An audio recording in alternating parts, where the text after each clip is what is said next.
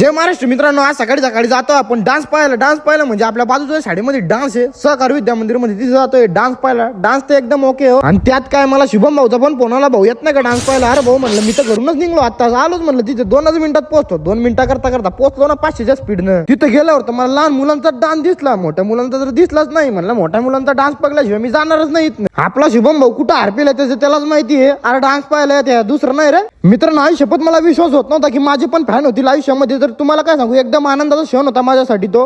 आणि मी हसता हसता डान्स बघतोय मित्रांनो, एकदम कडक. आमची जंगी पार्टी तर एकदम ताटामाटात बसलेली होती. काय सांगू मित्रांनो तुम्हाला, एकदम कडक आणि डान्सचा एन्जॉय घेत होती. तो शुभम भाऊ तर माहिती नाही मला कुठं हरपेले. तो तर हरपेले, जिंदगीतच हरपेले मित्रांनो. भाऊ बोर झालो रे लहान लहान मुलांचा डान्स बघून. आता तर वेळ झालेली होती मोठ्या मुलांचा डान्स बघायला. तुम्हाला पण दाखवतो की चला. आला ना भावा मोठ्या मुलांचा डान्स. हे असे नाचताय ना, माझी पण इच्छा होत होती स्टेजवर जाऊन नाचायची. पण काय मी या शाळेतला नव्हतो, नाही तर नाचला असतो मित्रांनो. एवढा कडक नाचला असतो ना, तुम्हाला पण दाखवलं असतं. पण काय नशीब, हा डान्स बघायला मुलं कुठे चोरले ते तर बघा मित्रांनो. हा डान्स तर काय मला तर आवडला नाही मित्रांनो. तुम्हाला आवडला का मला नक्की सांगा. आणि मी निघलो ना घराच्या रस्त्याने. आम्ही बसलेलो होतो 3 जण एकदम ताटामाटात निघलो घरी. मग काय सोडला बैलान पुणीतला, मग मी निघलो ताटामाटात घरी. मला आजचं ब्लॉग कसं वाटलं मित्रांनो नक्की सांगा. लाईक, कमेंट, शेअर आणि सबस्क्राईब नक्की करा आपल्या चॅनलला. तुम्हाला जर का ब्लॉग असेच पाहिजे असेल तर नक्की सांगा कमेंट मध्ये. धन्यवाद.